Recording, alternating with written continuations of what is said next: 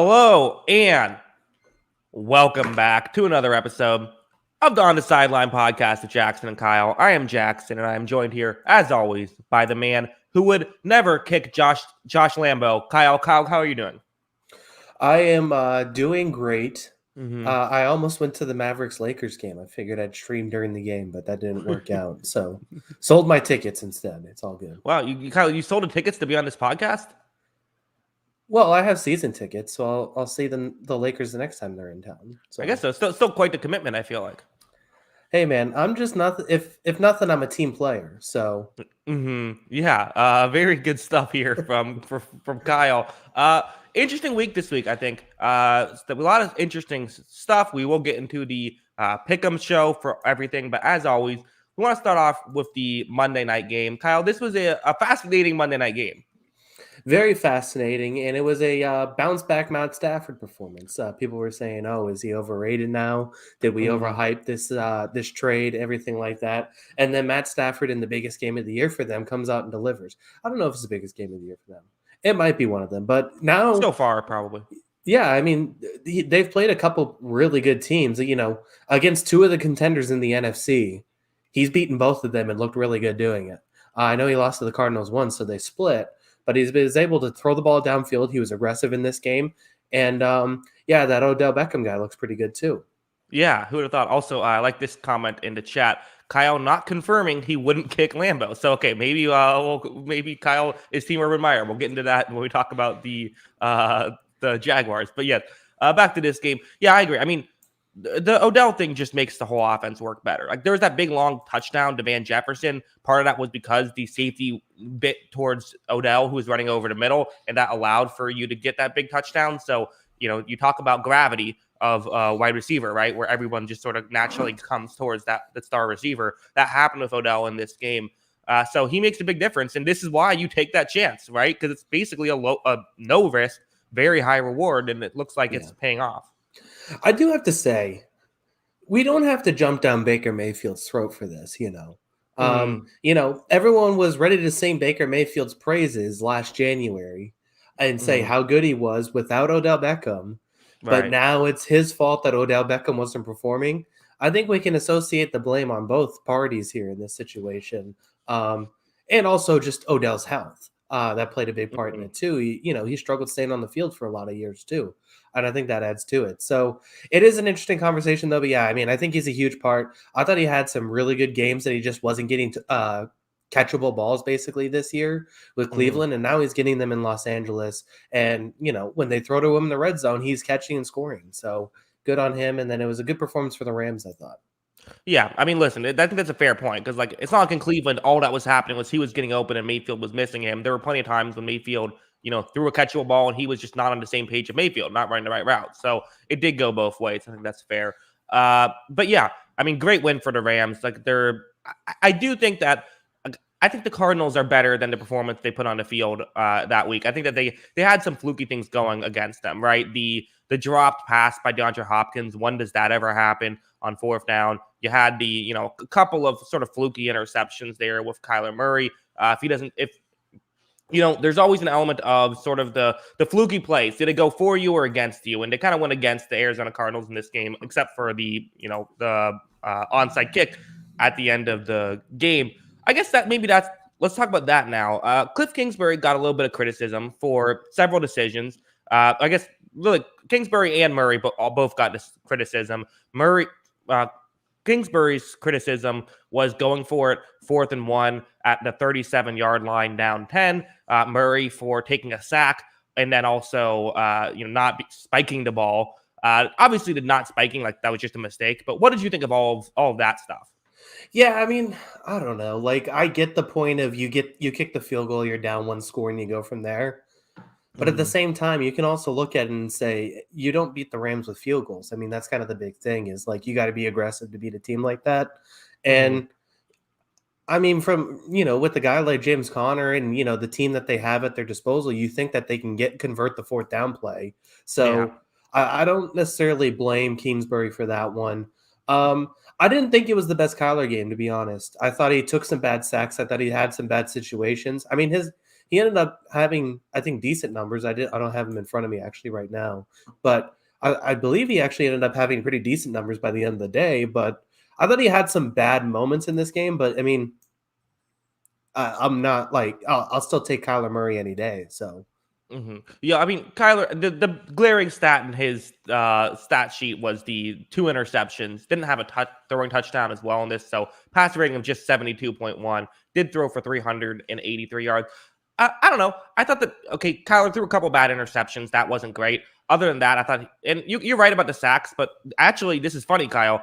This is I've completely called this a little bit. A couple weeks ago, I said at a certain point, it's going to become a narrative that Kyler Murray takes too many sacks, and that narrative is going to be untrue because he does take too many sacks. He's always been top of the league in taking sacks, but he also, I think, when there's a pressure, he more than makes up for it when he does this. So yeah, I agree. Like there were some bad sacks, but my argument is I'd rather him still try to get outside the pocket, still try to make this stuff happen. It just sometimes it's going to go against you, and that's what happened in this game.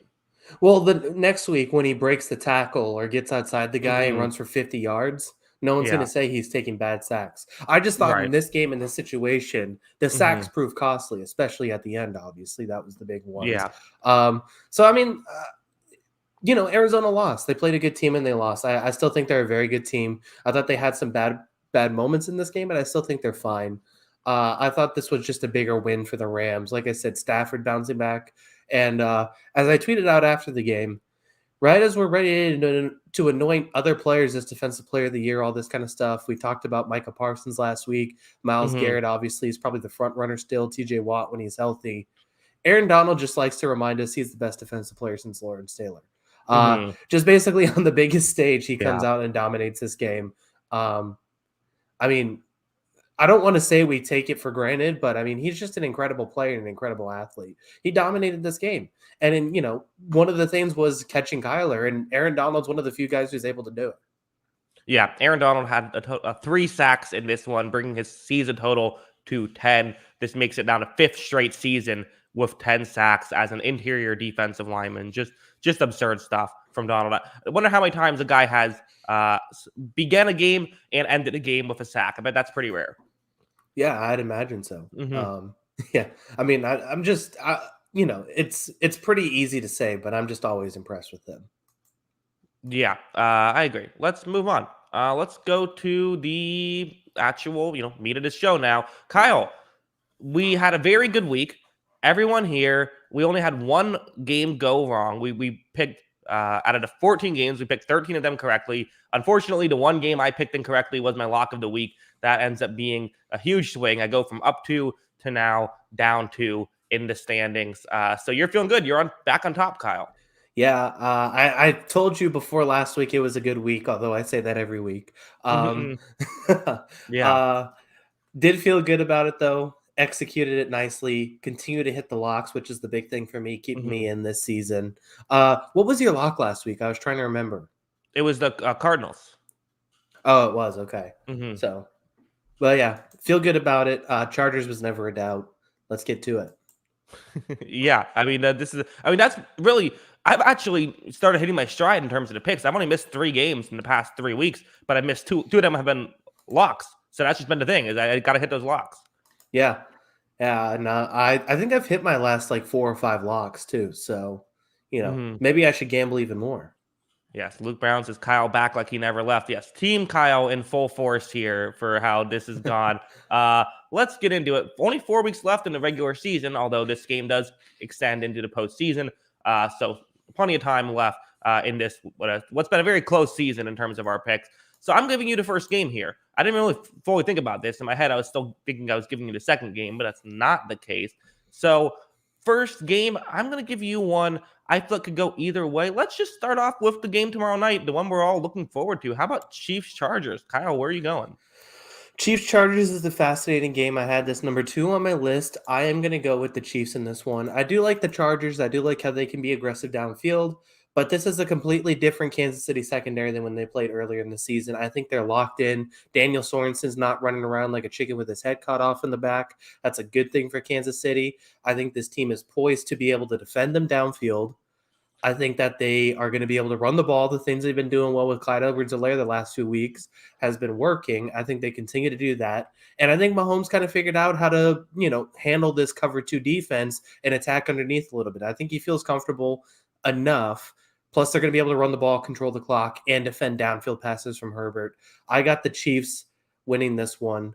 And I just think it's hard to beat them twice, honestly. I think it's hard to beat them twice in a regular season. So those are my reasons. I got the Chiefs. Yeah, well, it's a lot easier to beat them twice once you beat them the first time. I've always kind of found that weird. Like, when a team sweeps in the regular season, and it's like, well, it's hard to beat a team for 3 times in one season. It's like, well, it's not that hard once you've already beat them twice.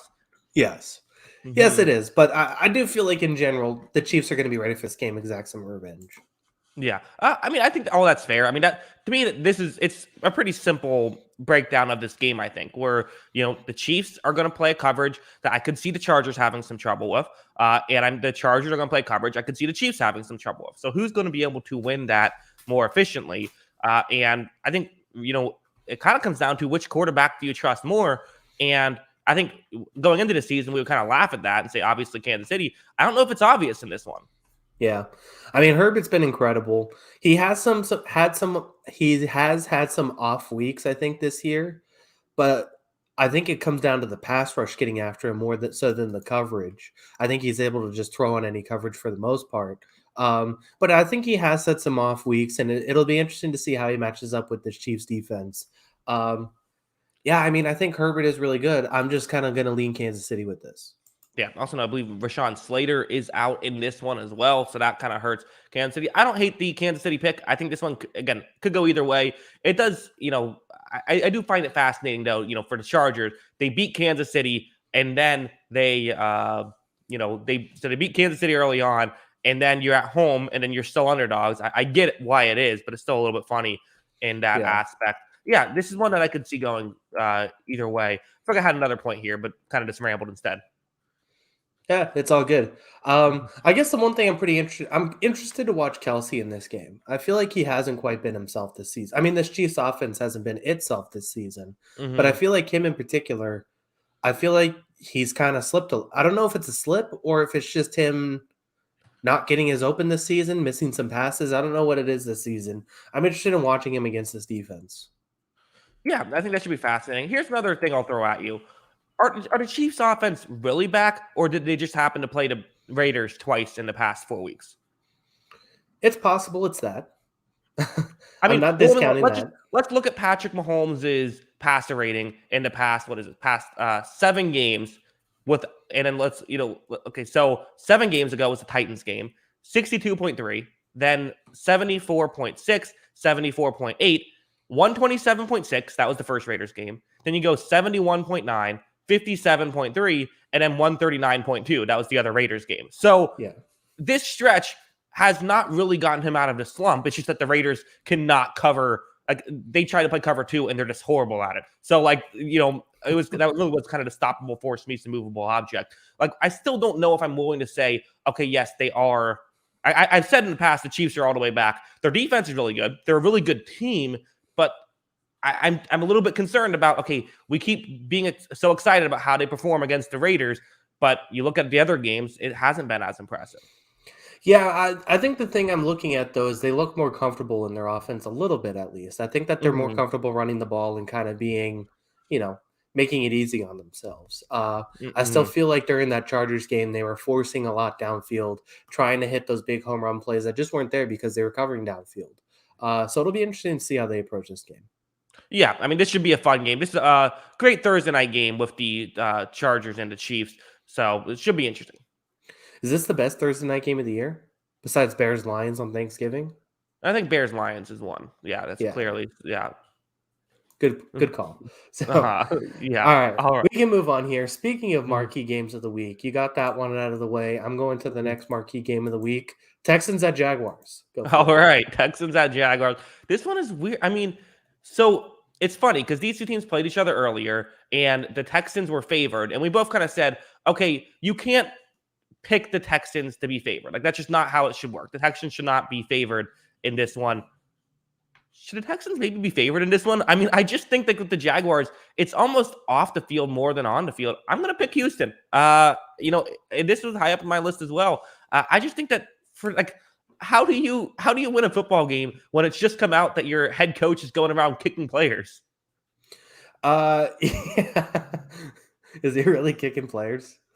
Well, that's the report by Rick Stroud of the Tampa Bay Times, is that Josh Lambo, the kicker, who former kicker of the Jaguars, said that when he was stretching, Urban Meyer came up to him and kicked him and said, "You better stop missing so many kicks," with a lot of F-bombs involved there. So it's just a report. It's by a former player. Maybe he's lying. I don't know, but it's from a reputable source. It's not like it's from some random tabloid thing.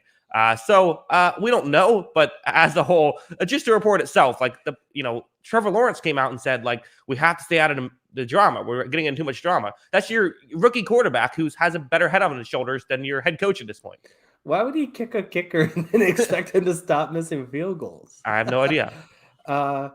Yeah, I mean, I had the Texans here. I had this number one on my list because I refused to pick either of these teams to win a game. Like, I'm just never going to do it. Yeah.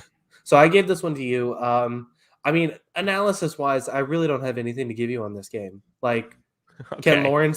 Can Lawrence attack this defense that we know is basically like Swiss cheese? So I don't know. It'll be interesting to see. He hasn't played well the last few weeks, but can he put it together for this one? Yeah, I think that what's fascinating about this one. Also, I'm getting my games wrong. These two teams played each other week one. The Texans were favored against someone else, but regardless, no one cares. But back to the Texans. I mean, I can come up with something like, okay, if Davis Mills is in this game, like, I think he's played like all right. Like, how about this? Here's a question. Today, not saying for the future, today, who would you rather have as your starting quarterback on Sunday, Davis Mills or Trevor Lawrence? It'd probably be Davis Mills, Trevor Lawrence, then Zach Wilson. Those are all three. So, what about Justin Fields? You throwing him in there, or you have him higher? I'd have him above them. After last week, I'm comfortable with it. Okay, sure. I just had to throw shade at you. It's okay. Right. I mean, I guess. I don't know. Yeah, I mean, I think he definitely doesn't look like the 32nd worst quarterback in the NFL. I'll give him that. I think he's had some good moments this season. I mean, hell, he had his best moment against my team. So I mean, he went off against the Patriots. Like, he just he was like, I'm going to be a great quarterback today. Yeah. So, I mean, yeah, he's had some good games. I didn't think he was terrible last week. The second half, he was just, below average. But, I mean, yeah, sure. I'd take him over Lawrence right now. Lawrence has not played well. Not really through a lot of fault of his own, but some fault of his own. Yeah, well, we don't all get to play on the dominant offense that is the Houston Texans. Yeah, I know. Just riddled with talent, big-time offensive line, premier running backs, Brandon Cooks. Yeah. Yes, I was thinking. You're thinking of the Jets game. Yeah, that was it. That's the one I was thinking of. Yeah, but I don't know. Whatever. I always love a good dumpster fire, a good tank bowl here. Should be interesting. Yeah, I probably won't watch this. But the highlights will be incredible. Yeah, I can't wait to see those. As I'm cramming for this show at 11:50 at night or something. Exactly. Let's move on. Let's go. So I'm giving you the actual good games where you're giving me the Texans Jaguars. We'll see what strategy works out. But I'm going to give you, let's go Bengals Broncos here. I'm fascinated in this game. Two teams trying to get a playoff spot here. Yeah. I had this one as I reordered my list really fast. I had this one pretty high on my list too. I agree with this pick. Oh man, I want to do it so bad, but I just don't think I can. I'm going to take the Bengals, but I'm not going to lock it up. I thought about it for a long time. I just can't do it with that Broncos secondary. That Broncos secondary has the capability of creating some turnovers, making some plays in this one, I think. But I am going to take the Bengals. I think they're a better team. I think they have more top-end talent, and I think that matters in this game. So I'm taking the Bengals, but I'm a little worried about this Broncos defense coming at the Bengals offense. I think their defensive line should dominate the offensive line. And Joe Burrow quietly with 14 interceptions, even though I don't think a lot of it's his fault. And I think it's a little unfair, but at the same time, I think the Broncos have a good secondary and can do that, get turnovers. So I'm taking the Bengals. I'm a little nervous though. Well, and here's one way I could see the Bengals or the Broncos pulling off this one, pulling off the game that feels like an upset, even though they are favored in this one, is, they like to play a lot of this quarters coverage, cover three, and they will do the occasional blitz, which I think don't blitz in this one, but they probably will still do that. The nice thing is I can see them doubling Jamar Chase a lot, which you do see the Bengals offense. It's just a different offense when Jamar Chase has one-on-ones versus when he's, getting extra attention. Yeah. Yeah. And if they're able to limit his effectiveness, I mean, well, I think T. Higgins is all right, but at the same time, what's the tight end's name? Uzuma? Is that how you pronounce it? Something like that. I always get it wrong. Yeah, I'm batting 0 in pronouncing his name. Yeah, they kind of have to have big games, but I think they could be all right. I don't know what their top end. I don't know how good of games they can have basically on their own. And then on the Broncos side, they're going to try to establish the run. I think it's tough to run on the Bengals. I feel like they just need I know it's not Teddy Bridgewater's game. I feel like they just need to have a big play every now and then, and they just don't have it very often. But if Jerry Jeudy can get something in this game, that'd be sweet. We'll see what happens with this Broncos team. I don't trust this offense, but I do think their defense can win them this game. Yeah, I think it's interesting. I think that I don't know. I don't think the offense is as bad as maybe people make it out to be. It's not the most electric offense in the league, but just looking at EPA per play, so they have the 10th best defense EPA per play and the 12th best offense EPA per play. Now again, that doesn't always there can be some misleading stuff there. But one of the things they do is they don't turn the ball over a ton. They don't get these splash plays, but they can have these methodical drives down the field. And you do enough of those, you can still have some success here. So, are they the best team in football? No, but they're a complete team. They don't have a lot of flaws, and that's how they still might get into the playoffs here. I think these are two good teams, and the flip side is, they're kind of almost complete polar opposites. Where Denver might be the most consistent team in football. They pretty much are what they are. They have these consistently solid weeks, week after week. Whereas Cincinnati has at times looked like Super Bowl contenders, at other times, giving up 400 yards to Mike White. So there's just the up and down with Cincinnati versus the kind of the steadiness of Denver. It should be interesting to see which Cincinnati team we get, because I think if the Bengals are, if we get both of these teams on their best day, give me Cincinnati all day. I still did have Cincinnati picking it. I just think there's a very real chance Denver wins this one as well, because what if Cincinnati doesn't have their best day? Yeah, I mean, I think Denver has a complete roster. It might just be a team that's kind of I think it is kind of one of those teams that's a quarterback away, honestly. Mm-hmm. I think like I was saying in the beginning, I think the Bengals have the top end talent, but kind of like you said, to bring this full circle, if you can neutralize some of that top end talent, like a Jamar Chase, something like that, they become very beatable, and that's probably why they're a little inconsistent. Yeah, and obviously the flip side is with Denver, maybe not that top end talent, but I think they're a more consistent team. They have more depth, so that's fun matchup between those two. Want to move on? Yeah, we can move on here. Let's see. I will give you the also tied with that for the closest line of the week. I will give you Titans at Steelers. Yes, Titans at Steelers here. I got to do it, Kyle. I'm locking up the Titans. I can't not lock up the Titans here. I mean, I know that there's been the injuries and everything like that with Tennessee, but the Steelers have been one of those teams that have been a thorn in my side all season long with every time I'm convinced. And plus, of course, they had that weird week last week. So, of course, they're going to bounce back and then have a great week this week. That's just the Steelers. Excuse me. Every time you think the Steelers are dead, they come there. It's like the Undertaker meme. They just keep it popping out of the coffin. Yeah, they'll never die. It seems like at this point. I think I don't know. I feel like they can win this one, man. I really do. Okay, what's the pathway? They basically keep it close like they have the last 2 weeks, and Ben plays well in the fourth quarter again, and they have their receivers kind of hit the big plays, and all of a sudden they win the football game, and it's like, how did that happen? I don't know if that's a great pathway. I'll be honest. I don't know if I'm buying into that. But at the same time, you look at their weakest thing is the coverage unit of this team. We still haven't really. I think Tannehill's been good of the Titans or of the Steelers. The Steelers coverage unit defensively. I think the coverage unit of the Titans is the strength of this team at this point. No. Yeah, the Steelers coverage unit is their weakness defensively. But I think Tannehill's been good this season, but this offense has obviously lost its explosiveness since Henry's been out. And those big passing plays aren't really there. So can this team really take advantage of the Steelers' one weakness, which is throwing the ball on them and getting downfield? Because there's usually guys open. And then, like I said, I mean, you love EPA. Let's pull it up here. Fourth quarter, the Steelers are the 12th best passing offense in the NFL, expected points added in the fourth quarter. Sure. So like I said, they keep it close. Ben plays pretty well in these fourth quarters. I think he's played pretty well the last 2 weeks at the end of these games. I mean, I see that pathway. If this game's close, I think the Steelers can take it. Okay, well, here's the flip side, though. Part of what you said is, okay, we got to have these receivers make some big plays. Titans secondary has been really good this year, and it's not so easy to actually throw the ball on this Titans team. Titans defense is performing well. I just think that's a huge mismatch. Although, Luke Brown has a very good point of, I agree with Jack, or no, this Luke Brown is a very good point. I agree with Jackson. No, that was not the one. Steelers don't need a path to win. It just randomly happens without reason. That's fair. So I think that also checks out. I also like this one by Elijah. Chase Claypool takes the ball to the ref at the line of scrimmage. That's the key to victory. I think that's fair.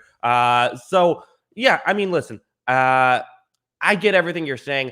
I just think that unless Big Ben is truly back, which, hey, PFF now has him as a tier 4 quarterback, so you're getting up there in the rankings. So maybe he is. It's kind of like the opposite of last season, where he was good last season, then fell off the rails the last month or so. Maybe he'll do the flip side, which would be better. But I feel like that's, again, if that's your pathway to victory, is you're taking Big Ben over Ryan Tannehill, I just think that's not a great path to victory. Well, I don't think it's taking Roethlisberger over Tannehill. It's taking the offense at the end of the game to execute over the Titans offense. Let's put it that way.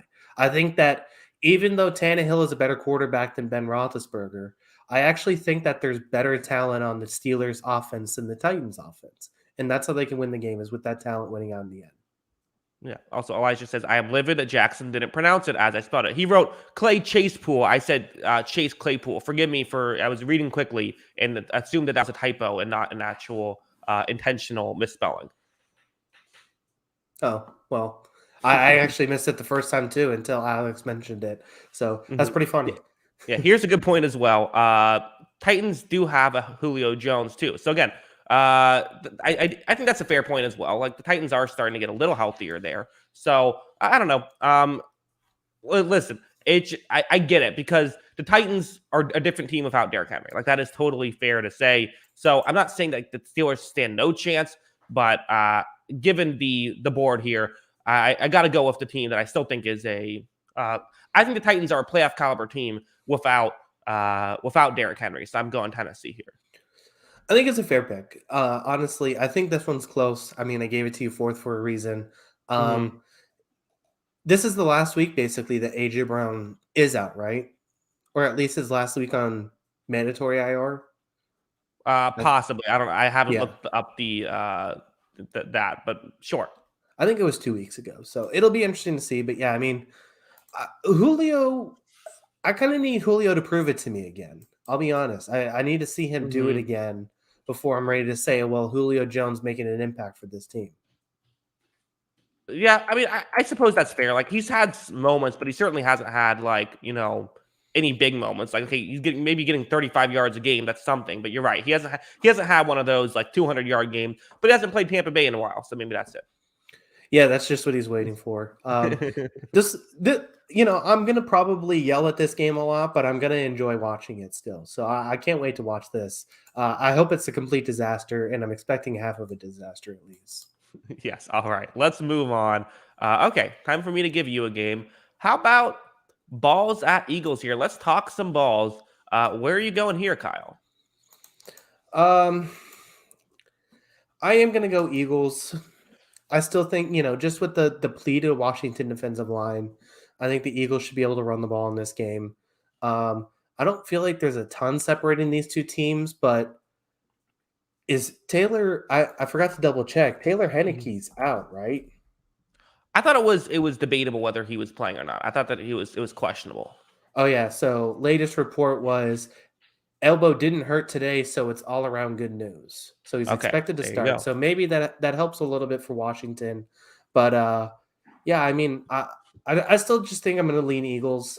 Not a whole lot separating these two teams. This line's a little high for me. If it was a little closer, maybe I'd lock up the Eagles, but I'm not betting over a field goal for me. So, yeah, I'm going to go with the Eagles this one, being able to run the ball on the balls. Run the Yes. ball on the balls. Also, the great overlap in the chat of a super chat, a $20 super chat. Thank you, overlap, saying congratulations on 100K. I would like to thank everyone for their congratulatory emails on me being the #1 financial supporter on this channel and its success on hitting 100K. Now on to Jackson wearing the penguin suit. Yes, thank you, the great overlap 618. Always a pleasure to have you in the chat. So did the Bucs just have to make the Super Bowl or win the Super Bowl? I forgot. Win the Super Bowl. Oh, well, that's not happening. They're going to lose the Patriots. All right. Yes, we'll get into that and we get further. Yep. So here's how I kind of like the pathway for the balls. Here's how I like the balls, Kyle. Is someone's going to clip that out of context, but for Washington, we always talk about for this Eagles offense, you drop back, you play coverage. Also another super chat. Again, appreciate that very much. But here's how you went back on track. Jalen Hurts, we talked about when you blitz him, he will light you up. When you don't blitz him and play coverage, you have a really hard time. Or the Eagles have a really hard time. The Washington football team has been even shifting to playing more, playing like more two safety deep, really going back to that. Now, Philadelphia can run the ball well, but I think Washington can stop the run well. I think this is a good matchup for Washington. You do. So you're taking Washington in this game? No, but I think it's a good matchup. To me, this feels like a coin flip game. I think I like the talent of Philadelphia more. Like the flip side is, okay, the Washington football team has to move the ball against the Eagles defense. Like I still feel like the Eagles defense has been inconsistent this year, but I still like them over Washington, I would think. The flip side just is, I can see a way where the Eagles offense does have some trouble against the balls. Yeah. And as I just double checked it too, McLaurin's a little more questionable than Heineke. So, I mean, obviously, is it Heineke or Heineke? I'm going to go with Heineke. Say whatever. It's fine. Yeah. If McLaurin's out, I think it's even tougher for them to move the ball. And like you said, I think the defense can have some success, but is this team going to score 10 points if McLaurin's on the field? Yeah. Also, Zachary Stewart, go balls. RD will destroy the pigeons. Also, Taylor Heineke was a hero last week picking up those scissors. Yeah, we missed talking about that last week, I think. Why were there, or maybe we did. It should not be talked about, at least. We can talk about it again, though. Why is there now multiple weeks where scissors have been found on the football field? Is this one of those like people who like have played like in the NFL will say, oh, see, this is why you never played this, so you don't realize why there has to be scissors on the football field. Well, my assumption is it's like a tape situation during a timeout, and then the trainer doesn't realize he or she drops the scissors, right? But how can that happen? Sure, that seems plausible. You would know better than me. But why? How does that happen? How is it like? Isn't that like in a game where it's a physical sport where guys are literally have to get tackled every play? Like, isn't the fact that there's like a weapon on the field kind of a big deal? I would say so, but I guess if you don't notice, I mean, end of the timeouts, you got to run around and hurry up and get off the field. If you don't realize what's happening, it does feel like it'd be a bigger deal. But hey, shout out to Taylor Heineke. So as Zachary Stewart says, though, Ball's big D is going to make this happen, right? The Balls have a big D. They're going to win the game with that big D. Yeah. So you like the Balls D? I like the Balls D, but I like the Eagles O a little bit more. I think the O is going to beat the D. All right. What are we doing here? I mean, what is going on with this? No, again, I don't. So I think I had really good analysis about like how this Eagles offense will try to attack the Washington defense, like all this interesting data and everything. 2 minutes later, we're talking about D's versus O's. Hey man, sometimes it's just about the X's and O's. Yeah, or the D's and O's. The D's and O's. Do we have anything else to say, or are we going to move on? No, I think we've about covered it. Right. I brought my hard-hitting analysis to this one. All right. Let's move on, Kyle. Give me a game. All right. You're going to make me do it, so I'll just give it to you. Nice segue from Big D's. We're going to go for the Patriots at Colts. Yes, Patriots at Colts here. I had one game still higher on my list, but, listen, this is interesting because the Colts are favored here, but maybe I'm wrong about this. I think we're both picking the Patriots to win this game. Is that fair to say? Yeah, I like New England in this. I'm surprised the Colts are favored in this, and it's kind of, I feel like a sort of, a low risk, high reward move from, or not a low risk, a win-win for me, because either I get my pick right and I pick the Patriots, or I get it wrong and then I get and then I get to see you depressed on the podcast. So either way, it works both ways, Kyle. I didn't realize my unhappiness brought you happiness. Oh, I mean, it's admittedly good podcasting when one of us is miserable. I mean, the show after the Bucs got crushed by the Saints on Sunday Night Football last year was one of our best shows. That's true. Isn't that when you said they're not a Super Bowl team? Yeah, that's what I said. Like, let's be honest, the Bucs aren't a Super Bowl team. Nailed it. Yeah, hit that one out of the park.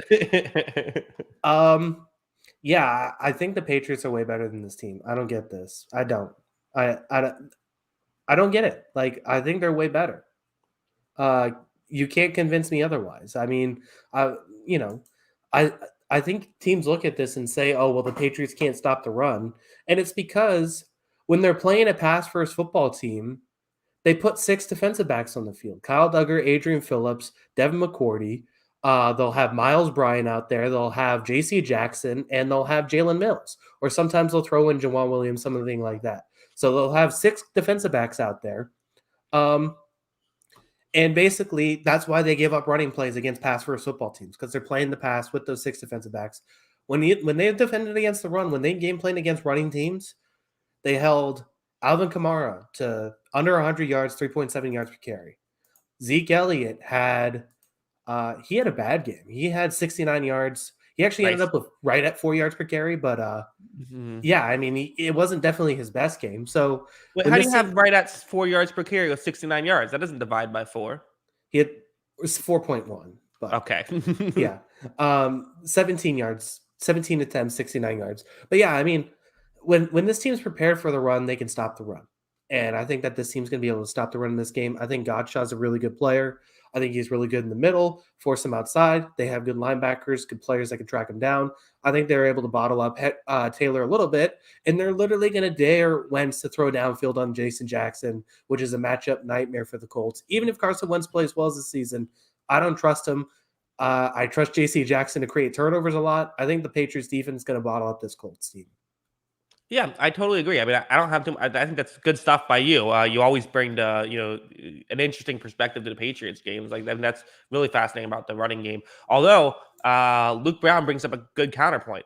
Kyle, how do you feel about having the literal Grinch on your team? Mac Jones doesn't have a favorite Christmas song or movie. Is this an issue, Kyle, that Mac Jones is the Grinch? Listen, Mac Jones is focused on one thing and one thing only. That's game film. He doesn't need to waste time with Christmas movies. Mm-hmm. He's focused on the Colts. He's focused on the Colts defense.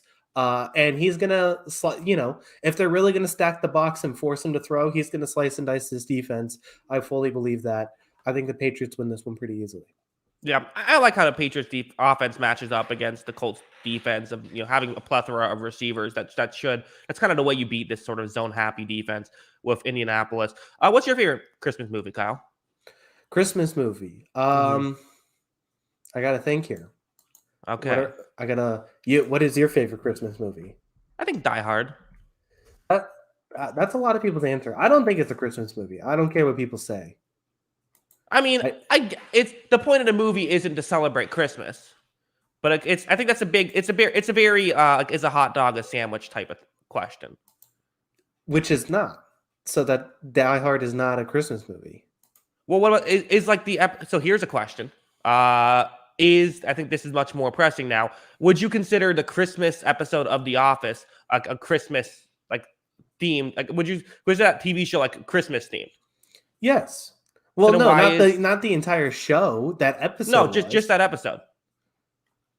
Just that episode is Christmas themed show. Yes, because it's about Christmas and them celebrating Christmas. So if there was 100 different diehards, and this one happened to be the one that's during Christmas, wouldn't you then think that it's a Christmas themed episode of Die Hard? No, because they're not talking about Christmas. It's still about a building being blown up. Christmas is a definite part of the movie. I don't I think mean, it's that's the whole reason he's there is because it's Christmas. Yeah, but it's not like he's like trying to get home for Christmas for his family or anything like that. He's trying to stop a terrorist. I guess so, but I mean, I think it's just a better Christmas movie because of that. I don't want to watch Rudolph, gain Santa's approval or whatever. Give me Die Hard. I guess I'll give it to you. It's fine. I disagree, but we're still friends. I'll go with Christmas Vacation. Okay, it's been a while since I've seen that. Is it worth a rewatch as an adult? I like it. I still think it's good. So all right, maybe I'll check that one out again. Let's move on. We covered that one nicely. Let's go to all right. I'm giving you a game. I'll give you this is a fascinating one. There's still games of closer lines, but I'm going to give you just an interesting game to talk about. How about Packers Ravens here? Where are you going? I am locking up the Green Bay Packers. Oh. This team's money against the spread, first of all. They just print dough for people. So I feel good about that. And also, I think that this is the best team in football right now. I think it's the best team in football, and I think I'm getting good odds, especially if if Lamar Jackson's not on the field. If Lamar Jackson's not on the field, 4.5 is going to be the easiest lock of the week. If Lamar Jackson is on the field, this becomes a little more interesting, but I still like the Packers in this game. I think they're a complete team. I think they got dynamic players on offense. I think they're going to be able to attack this Ravens secondary, which is depleted. And I think that they're going to be able to contain Lamar enough to make this happen. I got the Packers, easy W. Yeah, that's fascinating to me. I don't totally disagree. I think the Packers are the favorites in this, and I think that the Ravens just haven't looked as dominant really all season. I mean, and again, how much of it is injuries? I think a good chunk of it. But the flip side is if Lamar does play, that's an X factor. Although the flip side to that flip side is you still have to beat Aaron Rodgers. So I don't hate this lock. I think it makes sense. Yeah. Packers 11-2 against the spread. How about that? Huh. Yeah, that's fascinating. I'll say this about the Green Bay though. How do we feel about this defense? Like, they're 13th in EPA per play. Some people are saying this Green Bay Packers defense is elite. Some people are, not. How do you feel about this defense? I don't think it's ever elite. I'll be honest. Mm-hmm. I don't think it's ever elite. I think it's upper echelon. I'll say, going off your stuff, I think it's a tier 2 defense when Jair Alexander's on there. And it's probably a fringe tier 2, tier 3 defense when he's not there, but it's still good enough to be a good defense. Maybe just not a very good to great defense when they don't have their best player. I still think they're playing really well. I think that the defensive line's really stepped up. What's the linebacker's name? Campbell. I mean, he's been one of the best signings of the offseason. I know, just out of nowhere. And then, I mean, between that and who's the kid who got the pick six? Douglas. They picked him up off the street, and he's just getting pick sixes every week. Right. So, yeah, I mean, I think it's been insane that they've been able to do this. I think that they got these guys who are playing way above their weight. But yeah, I think it's a really good defense, and it can be great if they get their best player back on the field. Yeah, Zachary Stewart says, "What tier is it when Kevin King is on there?" I think a tier 1, right? Best tier. Yeah, I mean, it's easily the best defense in football. I mean, when you got the defensive player of the year. Besides Jonathan Abrams. Yeah, he's certainly up there. Kevin King hasn't been horrible this year. Like, he gets a lot of criticism, but I think most of the criticism comes from how bad he was in the NFC Championship game. Didn't I say this to you like 4 weeks ago? And I said, "Did you want to apologize to Kevin King?" And you said no. Well, because you made it seem. I mean, I think the probably, but I don't have to be consistent here. It's my YouTube channel. Fair enough. Okay. I'm not going to challenge you anymore then. No, feel free to challenge me. Challenge me as much as possible. So, what is this? I saw this update today. Alexander is expected to participate in individual drills this week, so probably not returning this week, but he's close. I think it's going to be tough to beat Green Bay this year, man. I think they're really good. Yeah. I think they're elite. No, yeah. If Green Bay wins the Super Bowl this year, did they make the right call getting Jordan Love?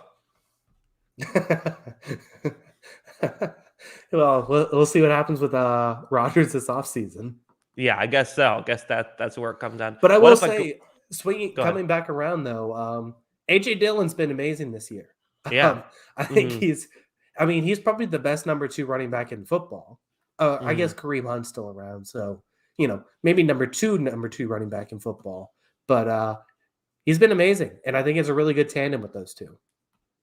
Yeah, I agree. No, I mean the flip side is this Packers offense currently second in EPA per play. So you have the that aspect, and that's even with some bad games thrown in there. So really good stuff from Green Bay. They're a dominant team. Would not be shocked at all to see them hosting the Lombardi by the end of this year. Let's move Well, on. I bet it earlier in the week. Let's hope so. Oh, okay. There you go. It's going. Let's move on. Let's. Okay, so time for you to give me a game. I think this may be, and there's still a couple interesting games left. Where are you going? A couple interesting games left. Maybe not, honestly. I don't like that game. I'm moving that down. Let's Okay. go with there still has a potential upset for me, even though, I've definitely been against this team this year. Let's go Seahawks at Rams. Seahawks at Rams. I had this one much lower. I have the Rams. I mean, like, Yeah. I don't know. Well, like, don't get me wrong. I kind of like what I saw from Seattle. I think they're maybe better than we realized. But they're still a team that took, into the fourth quarter to really end the Houston Texans. They're now playing a team that, like, I think that the Rams have, a greater than 1% chance of winning the Super Bowl this year. They have like a slice of the pie that you can see when you look at the pie chart. It's not like one of those where you have to just put other in. Like there's a legitimate chance the Rams can win the Super Bowl over the Seahawks, who they're just you were right about this. They're just an inconsistent team, and even the positives of this team haven't been as dominant. Russell Wilson hasn't been as great this year. The wide receiving core hasn't been as good as we thought they would be, and the Rams looked really good. So I have a hard time picking against them. Again, given the field, I think it's like there still is upset potential. So I get why you picked the game, but I think the Rams are clear favorites here. Yeah, I think, I do think there's actually a drop off on the games from here on out. So that's why I gave you this one. This team still has Russell Wilson, so I think it is capable of an upset. NFC West games are weird. Seahawks games are weirder. That makes it even more Hmm. possible that there's an upset. Sure. But that being said, like, how the hell does this team cover Cooper Cup? Like, I don't know. I don't think that this Right. team covers very well at all. I think Cooper Cup could go nuts in this game as he has all season. Um, so yeah, I mean, I think that this is a matchup favoring the Rams. I think the Rams are a more talented team. It's just that one team has a Russell Wilson, which could be the equalizer when he's at his best. Yeah, I had a thought with Seattle. I was watching that Texans game and seeing them just play either cover three or cover two every play, and seeing Davis Mills kind of light them up a little bit in the first quarter, and that alone kind of made me just say like, what are we doing here? Like what's going on with this team at this point? Like, what are we? Like, Pete Carroll has to go. I've been on this. He does the same thing. He Yeah. changed for literally, they all the talk last year about how much the Seahawks are going to change, let Russ Hmm. cook. It happened for like 5 weeks. Uh-huh. 5 weeks, Right. and then Pete Carroll's like, all right, I've had enough of this. And went back Hmm. to his old ways. This defense hasn't changed in a decade, even though every offense in the NFL has adapted to what their defense did amazing. And their defense was amazing because it had Earl Thomas, Cam Chancellor, Richard Sherman, and oh my God, who was the Patriots guy? Brandon Browner. So, Hmm. they had this elite secondary of elite secondaries. Of course, their defense was going to look good no matter what. Uh, they just haven't changed. They're never going to change until Pete Carroll's gone. I don't like this team. Yeah. Although, in fairness, at least they didn't do what the Raiders did, where they have like Jonathan Abram and Damon Arnett, and they're like, let's do it. Let's try to recreate the Legion of Boom here. Well, I mean, yeah, the Raiders tried. That didn't work. That hasn't worked out too well. So yeah, I mean, No. but we've Hmm. continued to learn though that teams have figured out the cover three defense. I think it can work in spurts, but I don't think you can consistently run it for an entire season and just say this is our base defense, try and beat us, and hope it works out. It just doesn't work out. Yeah. Also, another thing, do we know Matt Stafford isn't going to win MVP? Like, I think there's a legitimate chance. I know Brady is kind of the front runner here, but Brady has a bad game. Like, Stafford's, I believe, is still leading the league in passer rating, which that's kind of a big thing that people look at. Like, the box score stats, like, the issue is just he had those bad 3 games, 3 in a row. And I think if he had them more spread out, he'd be looking better. Um, yeah, I think that's fair. I mean, going back to your pie chart thing, I think he has, it's bigger than other. He's bigger than other. I Uh-huh. would say basically if you made the pie chart for NFL MVP, you probably have Brady. Rodgers, Stafford, Mm-hmm. Kyler. I'd still put Yeah, Kyler maybe. there, and then basically everything else to me is other at What? that Not point. Micah Parsons? No, not Michael Parsons. And that's Maybe I watched a YouTube video of Stephen A. Smith, I believe it was, arguing that Micah Parsons should win MVP of what? The of Cowboys? football. Maybe. Oh man. Um, yeah, I'm gonna have to disagree with that one. Wow, it might not have been Stephen A. Smith. I forget who. It was just one of those like I was, uploading some videos. I'm like, hey, let me just put something on in background. It was something like that, and it's like Michael Parsons MVP, and their answer was yes. So there you go. Check that out. Shout out Stephen A. Smith. Interesting stuff. We can move on. We don't have to spend forever on this one. Let's go to. I'm going to give you a game. Let's talk about your really. I think these two teams might be our arch rivals at this point. Vikings at Bears here. Kyle, who do you have winning this one? Okay, I told myself I wasn't going to do it last week. I'm really not going to do it. Or 2 weeks ago. I am not watching this game. I'm picking the Vikings. I hate everything about it, but I don't like either of these two teams. I refuse to watch it. The Vikings should win this one, though, because they're way better. They should win by a lot. Yeah, but they're the Vikings, so this could easily go either way. They should win by a lot, but because it's the Vikings, they're going to either win this one by 3 or lose by 3 in the most agonizing way possible. Right. One thing I could see the Bears offense having some success against the Vikings defense. And I mean, this has just been like Kirk Cousins' kryptonite seemingly is playing the Chicago Bears. It hasn't been as bad in recent years, but I remember, there was that year where the reason why the reason why the Vikings didn't make the playoffs a few years back was because they couldn't beat the Bears, who didn't play maybe they did play their starters. I forget. I think they did play their starters, but they had nothing to play for on week 17. So revenge game for Kirk Cousins to beat the team that always seems to beat him. Kirk Cousins is coming on strong for this one. Mm-hmm. Yeah, I mean, I could see a pathway for Fields having a decent game, them running the ball pretty well. But I mean, on the other side, like who's covering the Vikings? Yeah. I mean, nobody. But the idea is basically doesn't matter when they're going to run the ball 30 times a game. Yeah, I mean, Vikings beat themselves. They're going to go up in this game like 28-0 and win 28-25. I think that's a little close. Maybe 28-27. Yeah, I mean, that's possible too. I mean, that's probably what's going to happen. They won't cover, and then everyone's just going to be mad all over again. If anyone actually gambles on the Vikings, you have a gambling problem. Yeah, you just love the chaos at that point. Yeah, Mm-hmm. you just do it for the rush. It's like, once again, Vikings fans have to love drugs or something because this is just agonizing to watch this team.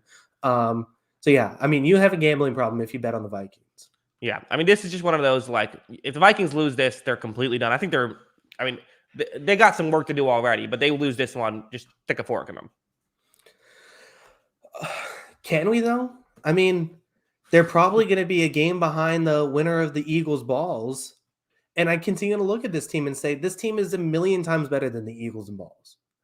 Yeah, but it's not all about just, it's not the better team makes it. It's the better record makes it, right? And so if they lose this one, they now have 8 losses on their resume, and they play the Rams and the Packers, and then finish the season off with the Bears. So it's like, I think it's optimistic to think that they'll go 2-1 in the final 3 games. I think that's optimistically viewing it. That still puts them at 8-9, which, I don't know if that gets you in. So I think that, like, realistically, okay, maybe there's a chance. I just realized this is on Monday night. What are we doing here, schedule makers? But this is, I mean, we knew this game would suck going in. So I don't know what's happening there. But yeah, I mean, this is just one that the Vikings have to win.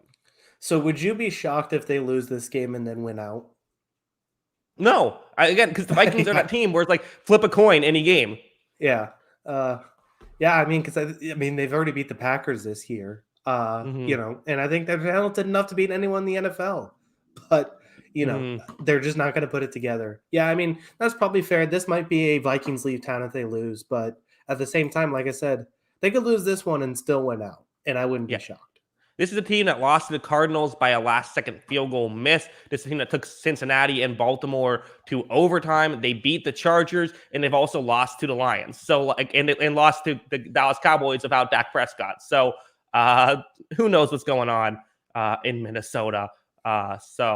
Yeah. Also, Sauce Boss says here to remind Jackson that he has to wear a penguin suit if the Bucs win the Super Bowl. I haven't forgotten. Overlap's made that very clear as well. So, yeah, people, I will definitely. I hope it happens. I'll gladly wear that penguin suit. Let's move on. Kyle, why don't you give me a game here? I think I know where you're going. There's only one game that's within 7 points. Are you giving me the Raiders Browns here? Yeah, I'm gonna have to give you this Mm-hmm. crappy Raiders team against the Browns. Who do you got? Yeah, I mean, listen, I don't think the Raiders stand zero chance. Again, it's kind of one of those Yeah. like, would it surprise anyone if the Raiders pull off this upset just because they're another team that, I mean, literally, a coin had correctly predicted them through like 10 games every single step of the way. They are a team that seems like you flip a coin any week and anything can happen. They had a horrible week against the Chiefs. We all know that. But the flip side is, okay, that's one week they struggle against the Chiefs. They have done some nice things, but I don't know how I trust this defense, which has been up and down to say the least, to really stop this Browns offense. And the flip side is Browns have covered very well this season. Yeah, I think the John Johnson signing's actually been really good for them. I don't know what his pure numbers are, but I mean, every time I watch him, it seems like he's making a play. Although I also should mention several Cleveland players have been considered have been put on the COVID list or whatever. I don't know what their return status is, including I believe John Johnson and Mayfield, other stuff. But I'm sort of playing that out as if they will all play. That's just what I'm playing it out as, but that could be wrong. Yeah. This might actually be a good pick for me because if those guys are out, they're in trouble. What a back, right? To finally win a big game and then feel like you got momentum to the playoffs and then just lose everybody. I mean that's also kind of Cleveland as a T though, right? Like everyone thought, oh, Cleveland, factory of sadness, but now things are on the up and up. No, they've just come to it's like the Toronto Maple Leafs, right? It's like everyone said, oh, Austin Matthews, they're a playoff team now. They're not going to be depressed anymore. The depression's just coming in a different way now. Yeah. And as Silent Toxic says, this game's on a Saturday, which makes it even harder for those guys to come back. Yeah, it's true. It'll be interesting to see how this plays out. But yeah, I mean, under the impression that the Browns play, they should cover well. They should be able to lock up the Raiders guys, especially with it seems like Waller's still not going to play. And yeah, I mean, I think they make enough plays on offense to win this game. But we'll see if they play. Yeah. I mean, should be interesting. I don't know. This is just a completely wild game here. I do agree. It's like I think Cleveland still should be able to do well. And what it always comes down to is like if Mayfield doesn't play, like some people would say that's a good thing. Some people would say like that actually helps the Cleveland Browns. I think I'd rather have Mayfield in there now, given what I've seen from him recently. I do think that the injury was a real factor. And again, my argument was never that Mayfield isn't hurt. My argument was always if this is how he's playing because of the injury, get someone else in there. But now I think I maybe have changed that as he has played better. But I don't know. I'm not a doctor. I don't know the extent of the injury itself. But I think that they'll be able to pass against this Raiders defense. And again, they're one of those defenses where they kind of just say, we're going to show you what we're doing. Bet you can't beat it. And teams have, sometimes lost that bet, but also sometimes won it, which is why we've seen inconsistency. Is Paul Guenther now underrated after the Raiders' defensive performances?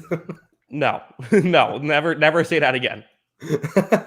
This is like, the Jets thinking this year and say, was Adam Gase given too much flack? No, right. Well, I mean, Adam Gase was getting too much criticism, but also like you could argue that Paul Guenther gets too much criticism because the defense wasn't great with him, but also he was bad on top of it. Yes. Yeah, I agree. I mean, it's hard to really, break down this game when we don't know who's going to be on the field for the Browns, right?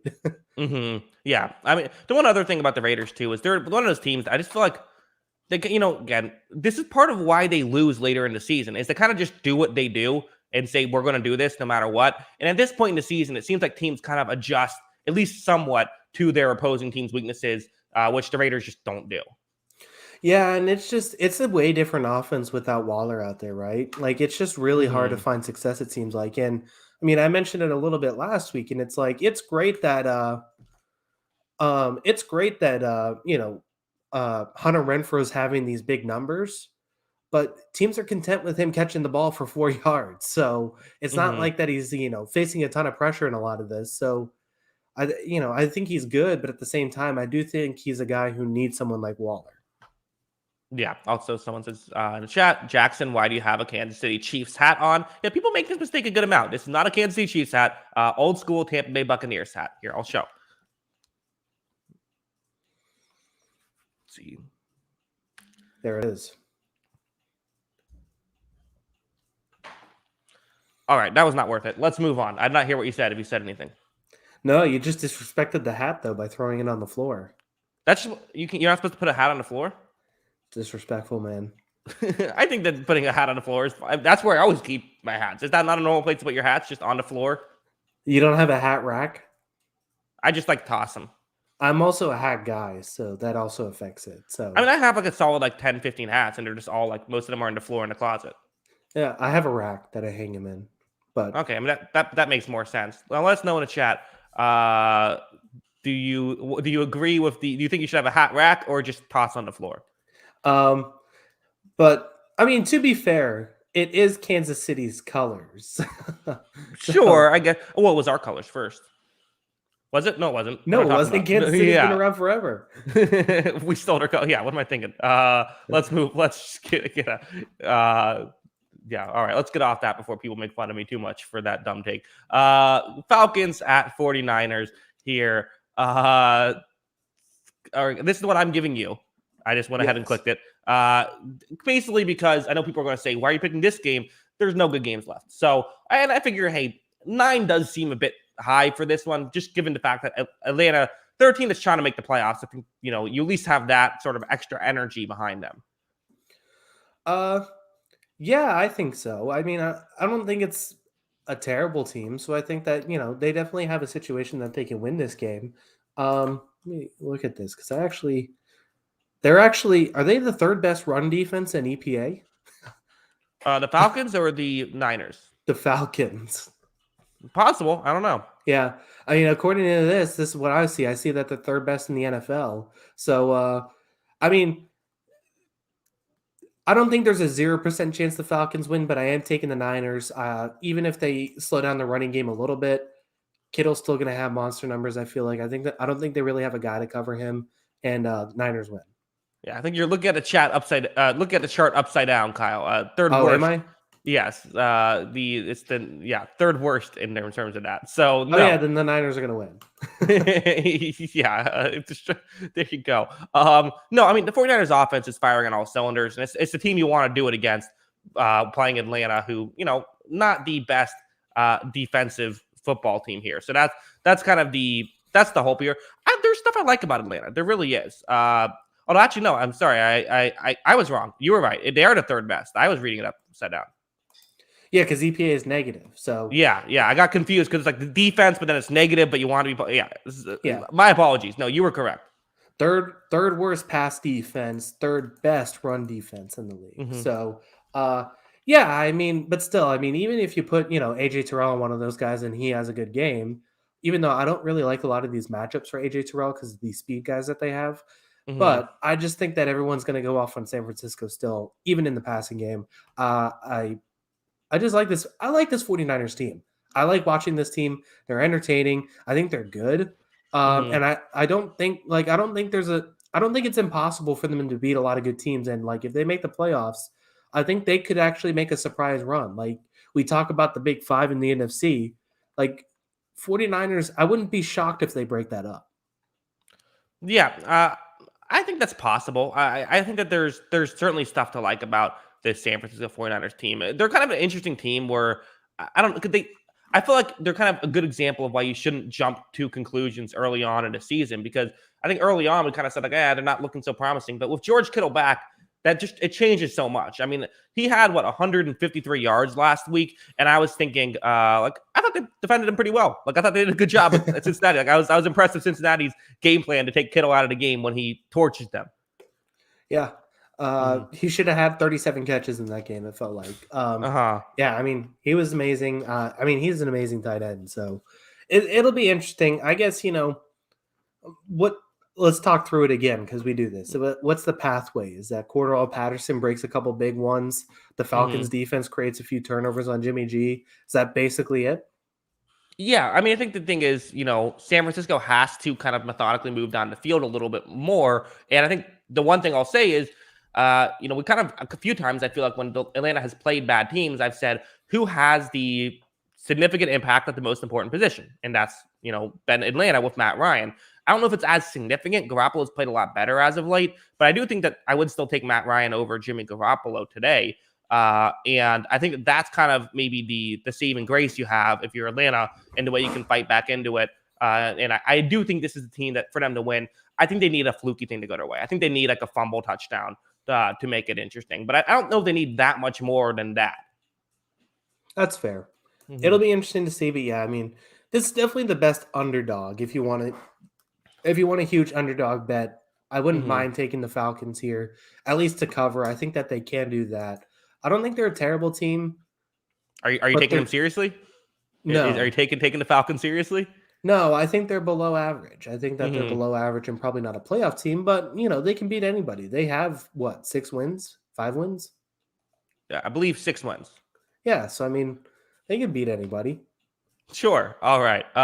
Let's move on. Time for you to give me a game. Let's see. I guess the history is on my side with this one. Let's go. I gave you my team, and I'm giving you your team. Saints at Buccaneers. Yeah, no, I had this one next to my list. I think this one, 11 seems crazy to me, just given the history between these two teams. 11 seems. I mean, Bruce Arians has still yet to beat the Saints in the regular season as a Buccaneers head coach. So, I mean, again. Do I like the Buccaneers to win? Yes, I'm going to pick the Buccaneers. Actually, maybe it's a Floridian slip. On my notes, I just wrote down New Orleans on my notes as my pick for who was winning. But no, I have the Buccaneers winning this one. But again, how will Tampa Bay attack this defense? That's what remains to be seen. And we can say, well, they don't have Jameis Winston anymore. They lost Jameis Winston in that Tampa Bay game. They won that game with it was Trevor Siemian. So it's not out of the question that they can win this game, especially when, for the Saints, this is the game to get up for. They want to beat Tampa Bay. So, and they're competing for a playoff spot. I don't think it's crazy to think that the New Orleans Saints can pull off this upset. I mean, I don't think it's crazy because they've done it a few times already. So, I mean, it's certainly possible. Is Trevor Siemian a better quarterback to play this Bucs team? Interesting. Probably because Taysom Hill relies so much on the, I think Taysom Hill is someone who the value with him is in the running game, and Tampa Bay stops to run well. Although I got to think back to last year, an element of it was when Taysom Hill went in there, he would do very good against the Tampa Bay Buccaneers, defense. But part of me wonders, okay, if Todd Bowles has a week to prepare for that, he probably won't get, can learn from his mistakes, as the Tampa Bay Buccaneers coaching staff did so well last year and continue to do well this year. Yeah, that's kind of what I'm thinking too, is that they'd just be able to, bottle this team up. The Tampa Bay run defense actually really, the numbers on it haven't been great, but at the same time, I still trust it to kind of beat this team. So I think the Bucs are the right pick, but I mean, it's not crazy to think the Saints win this. Yeah, I mean, part of me wonders with the run defense, though, how many of that stuff is, I mean, you're right. I mean, it's right around middle of the road in rush EPA, but how much of that is teams only really run against them when they are playing cover 2, when it's like you really have to run against them, because we haven't seen teams just say we're not running against Tampa Bay, or we haven't seen teams say we're just not running against our opponent in other games that we have seen against like the Buccaneers. That's probably fair. So it'll be my point is, just to elaborate on it a little bit further, in that Buffalo Bills game, for example, there were some moments when the Bills would, the Buccaneers were just truly straight up just rushing the passer. And there's a couple of times like they got surprised by it. And, we always talk about establishing the run. Sometimes you establish the pass, and that works as well. Yeah. So, I mean, I agree with it. It's just an interesting conversation point. Sure. But yeah, I mean, I don't think Kamara actually had a good game against this team the last time they played. I think Siemian was the one who had a good game. Yeah, I don't know. Kamara, the Tampa Bay Buccaneers have, for the most part, done a good job of shutting Kamara down. He's still Kamara. He always, finds a way to get some stuff going. When you have the Lavonte David and even a Devin White who matches up well against a guy like Kamara. So you have guys who can do that. Really what this comes down to is the Saints will find a way to put up 20 points, 23 points, something like that. It just comes down to can Tampa Bay get their offense rolling when that's been a struggle against this team historically. I think I agree with you, though. I expect them to, and I hope they do. Yeah. It'd be weird if they just keep losing this team in the regular season. Yeah. But the nice thing, too, though, is if they lose, then I can just go, hey, that means we're winning the Super Bowl. I can keep that going. Yeah, that's true. If they lose to them twice, they'll feel good. Or you can come on the podcast and say there's no chance this team's a Super Bowl team again. Yeah, there we go. That would really put the luck in that factor. Let's go on now. We have 4 games left. I am going to give you. Let's go Jets at Mammals here. Let's talk about the Jets taking on the Miami Dolphins. Kyle, are you willing to bet against the red-hot Miami Dolphins, playoff contention Miami Dolphins, who have been electric this season and exceeded all of our expectations? I'm not willing to bet against them. I think they're going to win this game. Wow, high on the Dolphins. Kyle, number 1 Dolphins fan. You heard it here first. Here we go. Here we go. By the way, real quick, everyone keep Scott B in their thoughts. Hope you're doing all right, man. That's a scary situation. Those tornadoes have been nasty lately. Little somber, but we, just want to shout him out there. Let's keep it moving. Good, best of luck to Scott B and everyone who's dealing with that. Hope everything's all right. Yeah. Jets suck. I mean, why would anyone pick the Jets? Like, I mean, nothing encapsulates this podcast better than going from some somber moment to just Jets suck. I mean, that's how I feel about this game. Why would anybody pick the Jets? I don't know. I don't like this team. I mean, nobody should like this team. Honestly, it's a talent deprived team. The Mammals are a almost talent deprived team. They have some talent, I guess, and that's why they keep beating bad teams. MVP candidate Tua? Not an MVP candidate. Solid Tua. We'll go with that. Solid Tua. Luke Brown. Tua loves Christmas. Take that, Mac Jones. He can have Christmas. Mac Jones will take Super Bowl Sunday, though. Okay, there you go. Yeah. So, I mean, I don't really have anything else about this. I don't know how the Jets win this. Yeah, I mean, again, we keep the intrigue of this game is in the quarterbacks. It's these young quarterbacks. How well do they perform? The Jets defense, like Tua. Hey, how about this, Kyle? Hey, Dolphins, you want to be taken seriously? Blow a team out. Blow out the Jets. This is kind of we say this sometimes. Sometimes you got to just. We said this about Cincinnati, I remember, and they passed that test. They blew out the Detroit Lions. Okay, that's how I feel about Miami. If you win this game, I want you to cover. I want you to cover this 8.5 point spread. You do that, I'll feel better about you. Yeah, not to mention that they're coming off a bye week too, so no excuse for that. They are the better team. They have some talent that can make some things happen. And I mean, just based off of what we've seen, Zach Wilson should throw a lot of interceptions in this game to the Miami secondary. So yeah, I mean, because that's what he's. It's similar to that New England secondary that he really struggled with. Yeah, so. I like the Mammals. No hot take here. I still don't think it's a playoff team, but it's better than this team. Oh, so disrespectful to the Dolphins. I'm just trying to get the Dolphins fans to be mad at you and not be mad at me. That's what I'm doing here. Dolphins, I mean, beat someone legit. Honestly, beat someone legit, and we'll take you seriously. You had this winning streak by basically playing garbage. Congrats. I don't take you seriously because of it.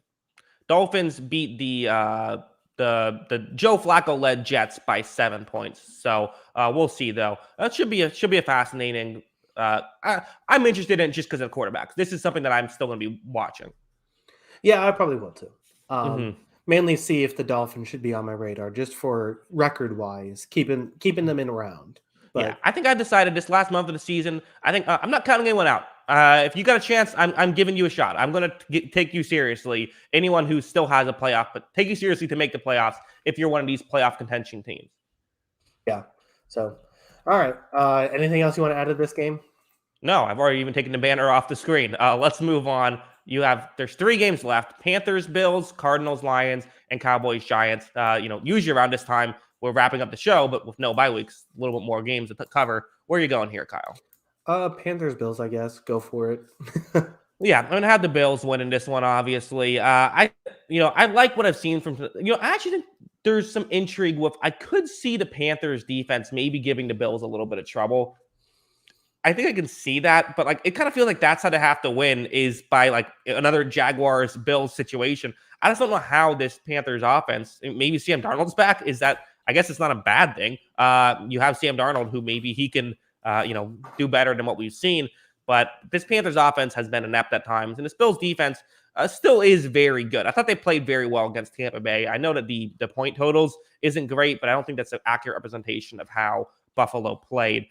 So I think that's the hope for Buffalo. I think the Bills win. Don't know if I love this 10.5-point spread though. I'm not sure if I would pick Buffalo to cover. Yeah, I think that is tough. At the same time though, like I don't know how Carolina moves the ball, man. I really don't. Yeah. I mean, like Cam Newton is better than PJ Walker.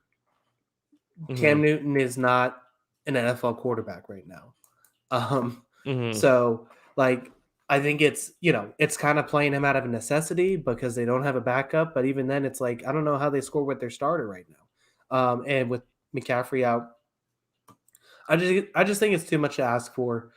Even if they have some success against the Bills' offense with this defense covering, and with the coverage unit, I just don't see them being able to move the ball enough. Even if we have the guy who was taking the world by storm after week 3, Sam Darnold, potentially ready. Although I guess I see this. He's returned, but I think it's first thing I see is not ready for contact yet. So I don't know if he's actually he's returned from injured reserve. I don't know if he's going to play yet. That doesn't really change your opinion, though, does it? No. This is definitely not a pro Sam Darnold podcast. So. No. Yeah. Oh man, all those Darnold truthers were so happy 3 weeks in. Yeah. Didn't work out for them. That's okay. No. Poor Darnold truthers. And next year will be the year. Yeah, he'll turn it around eventually. Anything else? I mean, I guess this is another one for the Bills. You want to be taken seriously after some losses, 6 losses on their schedule. This is similar to the Dolphins. Like, hey, blow this team out. Cover this 10.5-point spread here. Yeah. See if you can, show a little bit of fight because your coach is on the hot seat now. You've looked kind of dead in the water the last few weeks. I mean, we picked the Jets game over you. I mean, that tells you all you need to know about the Panthers right now. We picked the Jets game over you. And this was a team that started 3-0. Yeah, in fairness against the Dolphins versus against the Bills. But yeah, I do agree. Let's talk about that before we go on to the next game. Are you in the camp of Matt Rule should be fired or not? Because again, to pat myself on the back a little bit, I said when they decided they were going to go all in with Sam Darnold, I said this is a decision that could cost Joe Brady and Matt Rule their job. And that was a scorching hot take at the time. I'm feeling pretty good about myself now about that take. I don't remember if it was on the podcast or a video. But Kyle, I mean, do you think that Rule should be gone or no? I don't like. It's so easy to say, but like I guess if I were in charge, I wouldn't fire him personally. Like I still think he's a pretty good coach, and I mean I really liked him in college, so I think I'm a little biased there. But with new owner in the building, wants to make some splash things happen. Maybe he gets a little angsty with some bad seasons and it pulls a trigger. I wouldn't be shocked. But I wouldn't fire him personally. I still think he's a good coach. I think it's just, you can't not have a quarterback and play football. Yeah, I think so as well. Also, the 7-year, $60 million contract that he's about to enter year 3, that probably makes you believe good chance he's around another year. Yeah, I would say so too. So I still think he's a good coach. I really do. I just, it's a tough situation to win with that team. Yeah, if only to have like a Mac Jones type that they could really have some success with. Yeah, if only they're in a position to draft him. How crazy was I saying they shouldn't have traded for Sam Darnold, should have drafted Mac Jones? What a dumb take by us there, Kyle. I mean, yeah, we were right. I mean, we were right about this as team. Always. Yeah, I mean, hey, listen, we got to celebrate our wins. All right, people will make fun of our losses. We got to celebrate our wins here, Kyle. Earn our dubs. I mean, honestly, that's we were both pretty low on this team. I mean, I had them 4th in the division, and that was actually one of the more mocked ones I saw in the comments during our preseason stuff. Me saying the Panthers were 4th, and you saying their receivers weren't very good. Both are kind of true. Yeah, I mean, the Panthers last week had PFF's lowest receiver grade, so that's kind of goes to show how the season has gone. Let's move on. 2 games left. I'm going to give you a divisional matchup, mostly just because it's a divisional matchup and because neither of these teams are the Detroit Lions. I am giving you Cowboys going to New Jersey to take on the New York Giants. That sentence seems weird to say, going to New Jersey to take on the New York Giants, but that's how it's going to go. Kyle, who do you have winning this one? I do have the Cowboys. I had your logic that this was my second to last game because the Giants aren't the Lions, but the Giants look dead. Yeah. Like, does anyone look happy being there? Like, no. I don't know. Kadarius Toney apparently just doesn't want to play anymore. I don't know what's going on with his injury. I know. It sucks because he was the only little bit of excitement in these games. I hate watch this team when I have to watch it. The quarterback situation is obviously bad. I don't know if Daniel Jones is supposed to be back, but this team looks dead, and I think that the Cowboys win by 1 billion. Yeah, latest I've heard, so I even Googled this as you were talking. The thing people said is, should the Giants shut down Daniel Jones for the rest of the year because of the neck injury is the question. And to show the state of where the Giants are at, one of the articles that came up was, as Jones's neck remains more of the same, is it time for Fromm to get a shot? Lock up the Cowboys at 10.5. Hammer that, because if this is where the Giants are at, this is looking not great, Kyle. Yeah. I mean, we addressed this last week. We are not Jake Fromm people. You are not going to see any Jake Fromm praise on this podcast. He's not an NFL quarterback. I'm sorry, people. I could be proven wrong on this. I don't think I am going to be. I think it's a tough situation for him. Yeah, I mean, I think the Giants are dead. I think Joe Judge is in trouble. Yeah, the Cowboys beat the Giants 44-20 in that game. Also, Mike Glennon got the majority of snaps at quarterback in that one as well. Kadarius Toney threw a pass, did not complete it. So if you're interested in seeing how it went the first 2 times these 2 teams played. So yeah, I mean, it's kind of one of those we expect to happen. I guess let's finish it off with, we don't have too much to say about the Cowboys. We kind of already, you know where we stand about Dallas. Let's do the same thing. Joe Judge, give him another year or no? Well, here's the problem, because it's another one where it's like, so the Panthers have the new owner who might want to make a splash if he's feeling antsy. But like you said, he has a huge contract. Joe Judge, I do not believe, has the same contract security. And the GM's definitely gone.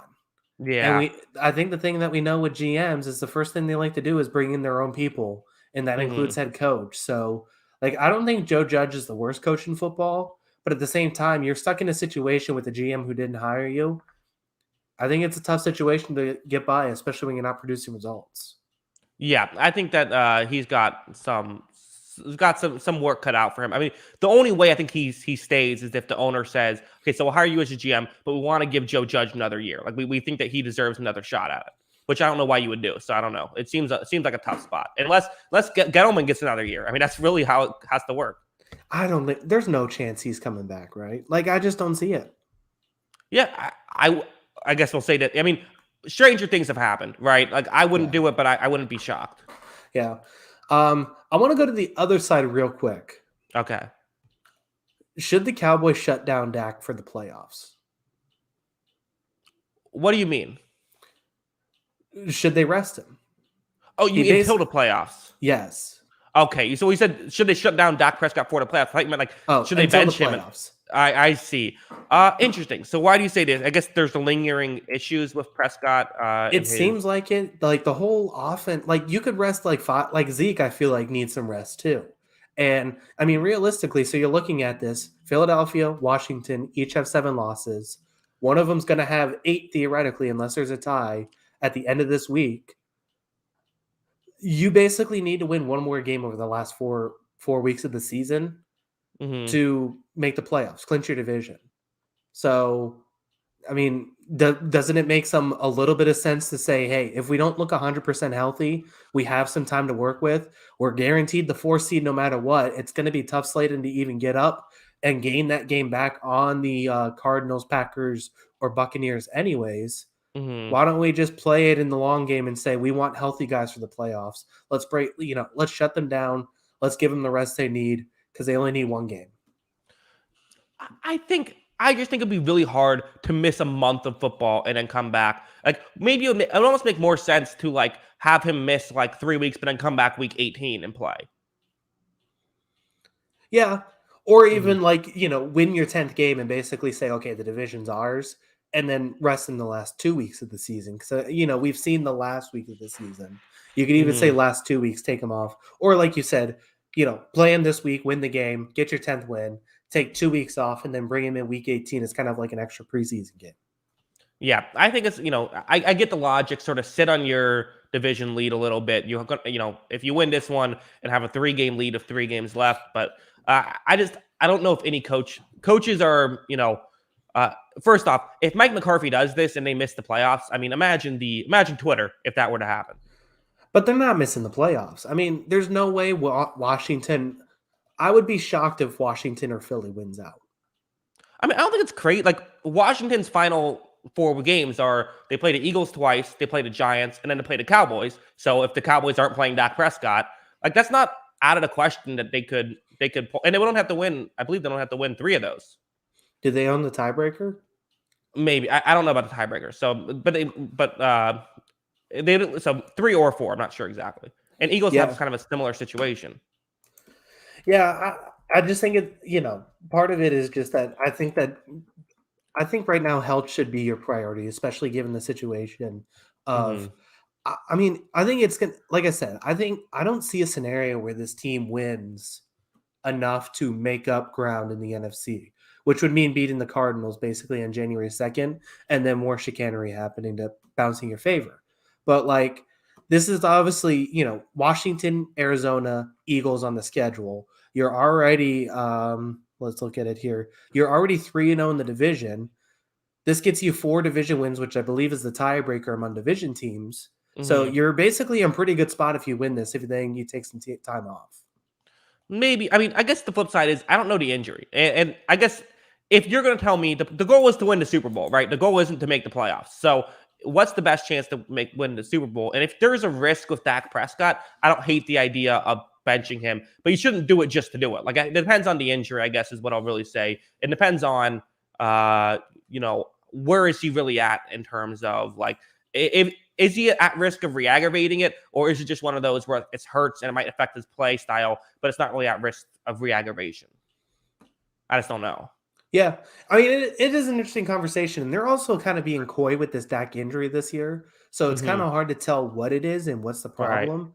It's Hmm. just something that, like, especially, I mean, the eye test tells us this team hasn't been that good the last few weeks, Yeah. even Well, though, I mean, they did beat Washington. mhm. Um, it does kind of feel like that, like, if they need it, this is the one team because of their divisional setup that they have the wiggle room to use it. Yeah. Well, I would also mention like with Dallas, it's like we can with Dak Prescott, we can sit here and say the injury. Well, the injury didn't tell him to throw that pick six in the fourth quarter. Like he just threw it. Yeah. There some of this is like just bad decision making on top of it. But they still have MVP front runner Micah Parsons. So I think they'll be all right. Yeah, exactly. I mean, He's also people are unironically comparing him to Lawrence Taylor now. oh my god. Why do we keep doing this? Why why do we make like I'm okay with the comparison game, especially with like young players, prospects, that kind of thing. Uh But don't huh. make a comparison to an all-time great player. Like if Yeah, your like the comparison all is time great player. yeah, if your comparison is the best player to ever play the position, it's a Uh bad comparison. Saying a huh. wide receiver is Jerry Rice is a Right. horrible idea. Yeah, I know. It work. I like comparisons for play style, but when you get to that kind of stuff, it's a little silly. Yeah. Maybe more than a little. Let's move on. Final game: Cardinals at Lions. Kind of reminds me of the season opener a couple years back when these two teams tied. Both teams have moved in different directions at that point. The Lions looked a little bit promising. They've fallen off a cliff. Cardinals have climbed that cliff. Uh, Cardinals are 13.5 point favorites. I'm trying to remember. So this is my game. I think I'm going to pick Arizona to win this one, Kyle. I guess the intrigue is not much. Like there's not a ton to get too excited about with the Lions team. Like hey, how did their young players play? I suppose, but that's pretty much it. And I think Arizona should be able to torch this Lions team. No DeAndre Hopkins, so that's fascinating. And maybe the question is just can the Cardinals cover this 13.5 points? But can they blow out a Lions team that has been scrappy in games? Um Yeah, I mean, they Mm, certainly can cover. I wouldn't bet it, but I think they right. could. Hmm. Um, but yeah, I mean, I think obviously Arizona should win this game by a lot. Bouncing back from that loss, I think will be nice for them too. But yeah, I mean, we continue to say it's about Detroit. They try really hard, Yeah. but they definitely aren't, the better team in any scenario. Yeah. If Dan Campbell wins, does this help his Coach of the Year case? It helps his presidency case, that's for sure. Okay, you think that would help or would it hurt? I mean, Arizona is a swing state. Yeah. Maricopa County, baby. So by the way, speaking of that, DeAndre Swift and JJ Hawkinson did not practice. Okay. So there you go. I mean, the two, like basically you just said the offense right away didn't practice. the two interesting things about this team did not practice. Yeah. So the basically the entire offense didn't practice. Yeah, exactly. Here's an interesting question. Is there anything Detroit does better than Arizona? A single thing on a football field. Ooh, let me think about this. Not quarterback. Maybe offensive line. Might give him offensive line. You could argue. Who is it? Decker's out? Okay. Decker hasn't played this year, right? Or someone's out, isn't it? Unless you do this to me a lot. I'm not great with injuries. I don't pay as much attention as I should. And you have very high expectations for me to know everything about all these injuries. Oh no, he's back. Okay, he was out for Ragnow's out. That's the one. Okay, Ragnow's the one that's missing. I mean, he's good too. So I mean, yeah, but I don't think Arizona sucks on offensive line. I don't know. No, I think it's debatable. Zachary Stewart said, bite kneecaps. They bite kneecaps better. Yeah, well, I guess they got that going for them. Yeah, so look at this. Pass blocking, the Cardinals are 16th in O-line, Lions 20th. Now let's go over to run blocking, where we have the Lions, who are 16th in run blocking. The Arizona Cardinals are, if I can find, are 28th. So I guess they run block better. There you go. That's the thing they do better. There we go. Yeah, they got that going for them. What else do they do? Is there any? I don't know how good their gunners are. Maybe that. Yeah, I don't know. You think if they were actually good at biting kneecaps, they'd play some better defense, don't you? Well, I mean, I don't think biting kneecaps guarantees you're going to win. Is that a flag? Yeah. What is it? Bite? Unnecessary roughness? I have to imagine you get ejected from a game if you bit somebody. I cannot imagine that they would not get ejected from that game. Bottom of the pile. Well, I mean, if you get away with it, sure. I mean, in that case, is murder illegal if you can get away with it? Fair enough.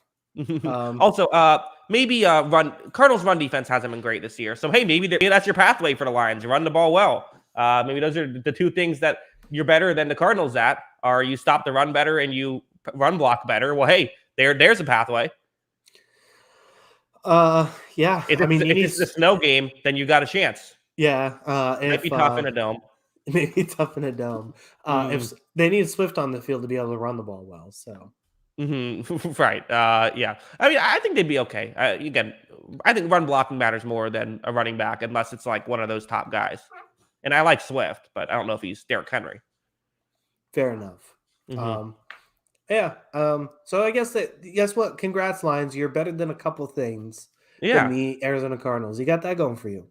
Who do you think's the better quarterback, Jared Goff or Kyler Murray?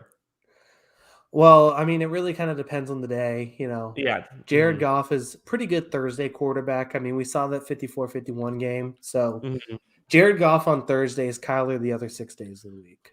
Yeah. Okay. If Kyler Murray was drafted, was a little bit. Born a little bit earlier, and he was playing in that Super Bowl against the Patriots. Who wins?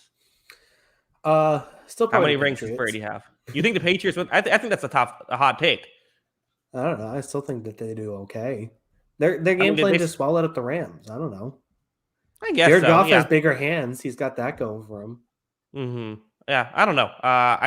Sure, you're right. What am I thinking? Yeah, in fact, probably scored less points if Murray was there. Been shut out. Yeah, I think so. Or maybe 2 points. I don't know. All right. So that's our show. Bit of a long one. We had a lot to get through. We've got to work on getting the pacing up a little bit more with these, 16-game pick-em shows and recap shows. Kyle, you happy the 16-game recaps are back? It was a gauntlet, but we got through it. Felt good. Mm-hmm. Yeah, I mean, we probably could talk about a couple of these teams a little bit less, but Mm-hmm. everyone, this Sure. is a communist level podcast. Everyone wants to, everyone wants a little bite. Yes, exactly. Listen, I've never once gotten a complaint saying these podcasts are too long. Never. People love the long. More content, always better. Especially you can just skip it if you don't like what we're talking about. Uh, yeah, fun stuff here. Kyle, why don't you let them know where they can find us before we head out? Yeah, make sure to follow us on Twitter. That is at Jackson Kruger. Make sure to follow me at by Kyle Grondin. And then make sure to follow the account page at On the Sideline JK. That's at On the Sideline JK on Twitter. Yeah, should be a fun week. Kyle, only 3 more regular season pick'ems left. That's sad. Then we'll get into playoffs. We'll get into the betting pick'em shows. Those are always fun. Yeah. Yeah, it's gonna be a good time. I'm ready for the playoffs. I feel good about it. Let's do it. Yeah, I am. I'm kind of like typically I'm like, oh man, only 4 weeks. I'm kind of like, let's just get there. I'm ready Maybe it's for it. because there's an extra game. We're just like, we don't need that. Yeah, I'm sure that once again the first Sunday without football, I'll be like, give us this week 15 matchup back. But now I'm excited. I'm ready to see how these teams that we've kind of I think at this point we know who they are. It's always this point in the season when there's like a month left. Like, we know who they are. Let's just see who's going to get there. Yeah. I think we finally figured it out. It's going to be interesting. Yeah, I do think we learned that we didn't need a week 18 and we didn't need a 7th playoff team, but we love it anyway because it's more football. Exactly. That's, I think, fair enough. All right, Kyle, any final thoughts before we head out? Looking forward to week 15. Going to be an eventful Saturday night. Go Pats. Go Valdosta State Blazers. Championship game. Going to beat Ferris State. That's going to be good stuff. What else do I have going on this weekend? I think that's it. So I mean, it's a little bit tough with it's like, okay, yeah, I feel like for a lot of football fans, Sunday and Saturday football now, it's tough to get both of those off, from like your family, from all your obligations to like, oh no, now I need 2 days where I'm going to, for me, sit in my office and watch football all day. But again, that's the luxury of, I really feel like I became a YouTuber just so I had an excuse to watch sports whenever I wanted. That pretty much has been what the move for me. It works out. So my wife's leaving early for Christmas duty with family. So I had the entire, and she's taking the dog. So gotcha. The entire house to myself for the weekend to watch football. There you go. Nicely done, Kyle. And I'm gonna miss the Saturday game, so I'll maybe if something interesting happens, I might make a video that night. But I'm gonna be my girlfriend graduating college, so we'll be dealing with that. Congrats. Yeah. Yes, it's very nice. Although, graduation is one of the more, I feel, it's nice to see someone like, its accomplishment, all that stuff. Not the best event. No, they're a drag. Yeah. I got food poisoning at my wife's graduation. Wow. Yeah, so I went home right away, and I'm glad I missed it. Even though I'm very proud of her. Yeah, food poisoning. Gotcha. Yeah, good work. I was actually throwing up in front of the building of the graduation, oh, man. trying to make it to this thing, and I just couldn't do it. I couldn't bring myself to it. Yeah, so I didn't make that one, and then mine was during COVID, so I didn't have that graduation. So missing college graduations galore. I'm a pro at it. Yeah, I did not attend a college graduation for myself either, Kyle. Did you go to college? No. Well, no. You're doing okay. So the fact that I got past high school was an accomplishment, was a miracle work in itself there, Kyle. Yeah. I'm like Ryan from The Office, though. I just have a list of excuses. So the next graduation I can't make is a Civil War reenactment. I got a whole list. There you go. We can do it if you need an emergency podcast on like a Saturday at some point. I can help you out with that. Yeah. We'll just you can find something to talk about. Oh my goodness! This random hockey game from Friday night. Can you believe it? The Kings. What a performance! Totally. I haven't watched the Kings game in years. Oh, I watched one the other day. The Lightning beat them in overtime. Fun game. Oh, I feel like I've checked out of basically everything non-Bruins related. Okay, how are the Bruins doing? They've struggled this year, right? Up and down. They still have the top line, so they have that going for them. But yeah, I mean, A lot of the guys are just gone. I mean, this team's actually probably closer to the rebuild than what they're trying to do. But I mean, they still might make the playoffs. We'll see. Goal differential looks good, so they should be a playoff team, but we'll see. Yeah, goal differential of +4. I mean, it's better than the Red Wings who are ahead of us. That's true. Yeah, better than that's really it's really the Red Wings goal differential looks bad. That's true. So we'll see if we can make it. I don't know. What is it? 8 teams? Yeah. Oh, Kyle. I mean, Leafs win the division. Bruins get in as a wild card. Get them first round. I mean, let's make that happen. I mean, we're killing them and we're beating them in 6 games, definitely. No, we have to beat them in 7. It'll be 7. Take their hearts out in Toronto again. That's just what we do. Right. Incredible. Yeah, it's been a fun hockey season. So, anyways, no one cares. Everyone's left. Let's end the show now, Kyle. Again, thank you to everyone who stayed to the end, listened to all this nonsense, 141 minutes. We do appreciate it. Check out the audio only feed if that's your thing. Anywhere you get your podcast, that is available. Follow Kyle on Twitter to hear his Patriots takes.